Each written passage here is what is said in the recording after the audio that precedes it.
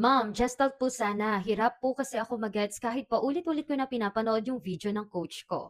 From Via. Hi teachers! Kumusta? Kumusta? And here's another topic that you should know before taking the board exam. Okay, pag-usapan na muna natin itong Gestalt. So, under ito ng Prof. Ed. Dahil malapit na yung board exam, no? So, napakahalaga talaga na dapat alam nyo yung concept ng Prof. Ed. Especially the philosophy, lalo na itong mga behaviorism, cognitivism. Dapat kayo, familiar talaga kayo sa mga concept. It's not about memorizing. Pero alam nyo, kahit anong paikot sa tanong, alam nyo saan o ano ang tinutumbok nito. Okay, actually sa Gestalt, nung nag-exam kami, hindi ako masyadong nakabasa about sa Gestalt. Pero yung insight learning na aha moment, yun yung sagot doon. When a learner suddenly understand the solution. Ibig sabihin nyo, parang tinitignan pa lang ng bata agad, nakuha niyo yung sagot. And that is a aha moment ang tawag doon. And that is under the Gestalt theory or yung insight learning. Pero dahil yan ay request mo, let's study it. Yan, familiar ba kayong pinakita sa inyo yan ng mga professor ninyo? So, ano yung una mong nakita? Ano yung pangalawang mong nakita? Meron pa bang iba? Next, this one.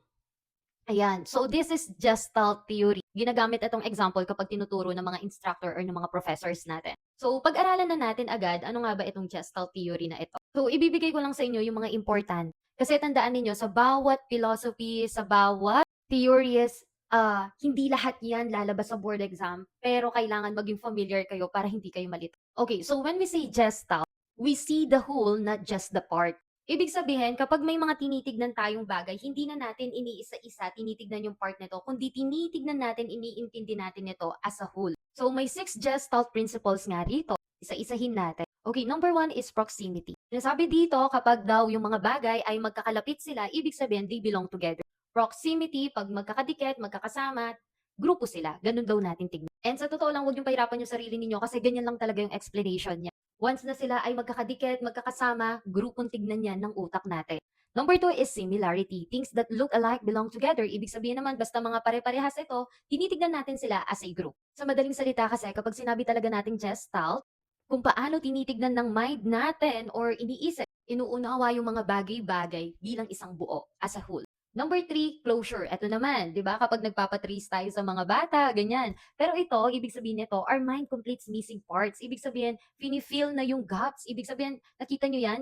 Hindi yan totally circle, pero dahil fini-fill na natin yung line, nagiging circle na siya. So, incomplete to complete. That is a closure. Ang keyword nito is fini-fill niya yung gaps. Fini-fill yung missing parts.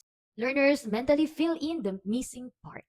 Number 4 is good continuation. We see things as a continuous pattern, continue the line and idea. So, di ba minsan may mga drawing na may makikita kayo about to sa drawing di ba? Yung continue parang tuloy-tuloy pa rin siya. Ganun lang po ang good continuation. Number 5 is pregnance or good form. So, we prefer things that are simple and orderly. Ibig sabihin naman, mas gusto ng utak natin yung maayos, malinaw at organized. Kumbaga, clear lang ang gusto natin. Ganyan ang mind natin. Ayaw natin ng magulo. And number 6 is figure ground. Ito na yon. We separate the main focus from the background. So, dito naman, hinahati ng mind natin yung mga figure and yung background. So, mas focus tayo dun sa figure, tapos ground yung background.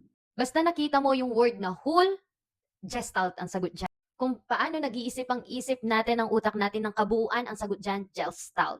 Or kaya kapag nakuha niya agad yung solusyon, nakapag-isip siya, nabuo sa utak niya, aha moment, insight learning. Yan ang sagot. And let's see kung naintindihan niyo talaga yung 6 Gestalt principles. A teacher presents an incomplete picture and students are able to identify what the picture represents. Which Gestalt principle is demonstrated? So nakikita nyo palang incomplete part. So keywords nandyan na. A, proximity. When we say proximity, against kapag magkakadikit yan, magkakalapit, that is a group. Pag similarity, basta magkakahawig, alike yung mga words, that is a similarity or groups. Letter C, closure. Ibig sabihin, kino-close mo. Diba? May incomplete gap na kukumpletuhin mo. And letter D, figure ground. Ibig sabihin naman neto, merong black and white. May focus ka, merong background. And what is your answer? Di ba ang dali lang? The correct answer is letter C, closure. Kasi ang keywords natin, incomplete parts or incomplete picture. And yung mga bata, kahit incomplete yun, they are able to identify what the picture represents. So again, kapag sinabi natin Gestalt theory, in learning means yung mga learners, They do not simply memorize yung mga individual topics, individual pieces of information. Hindi lang basta nagme-memorize. They try to understand the relationship of each parts and see the complete meaning or pattern. Ito yung application naman niya sa teaching. So as a teacher, hindi tayo basta ipapamemorize na lang sa mga bata yung mga lesson. Like for example, the elements of a story. So hindi mo lang basta ipapamemorize yung character, setting, theme, plot. Kumbaga, ipaintindi mo sa kanya itong whole concept na ito. Kapag itong mga elements na ito nagsama-sama, they work together, it creates the meaning of the story.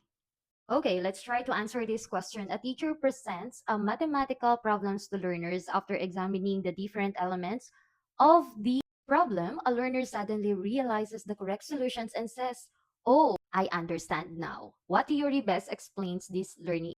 A. Behaviorism. Pag sinabi nating behaviorism, dito pumapasok yung may mga rewards, reinforcement, nagbabago yung ugali ng bata based sa mga ginagawa rin natin. That is a behaviorism. Letter B, Gestalt theory. Yan. So, may papakita ko sa inyong tatlo dito na tao na mahalaga about dito sa Gestalt theory. So, sabi ko nga sa inyo, dapat ang binibigay ko na lang sa inyo yung mga important. Basta kapag nakita nyo na yung aha moment, suddenly nalaman ng bata yung sagot, insight learning, ang sagot po dyan is si Wolfgang Kohler. Okay po ba yon? And then consider the founder of the Gestalt psychology, si Max Wertheimer or Wertheimer.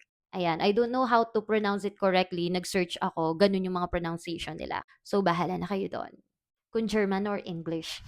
And meron pang pangatlo, tatlo kasi sila. Si Kurt Kafka. So yun, siya naman yung tumulong, no, mag-develop and explain ng mga Gestalt principles na sinabi ko sa inyo, yung anim. Pero alam niyo, lalabas talaga dito, Gestalt theory tsaka yung aha moment kay Wolfgang Kohler. Then, letter C, classical conditioning, under behaviorism din. Ito yung hanggang sa sinasanay natin yung mga bata, ayan. Dito yung aso, natatandaan ninyo. Kung ikaw ay magte-take pa lang, kung gusto mo pang manood ng mga lectures ko, kahit luma sila, alam niyo masasabi ko sa inyo, worth it naman silang panoorin. Kasi sobrang nakatulong sila sa akin. You can search po yung mga video ko dito. Makikita nyo dito. Meron tayong playlist dyan ng mga Prof Ed. And also sa Red App, Vinyl Blogs. So yun, letter D, trial and error learning. So yun, trial and error. So what do you think is the answer? Of course, the correct answer is our topic. Gestalt theory, insight learning. And now, I hope naintindihan nyo na anong yung Gestalt theory. Ganun lang siya kadali. It's about our mind na tinitignan natin yung mga bagay-bagay as a whole. At yun lamang po. Thank you po.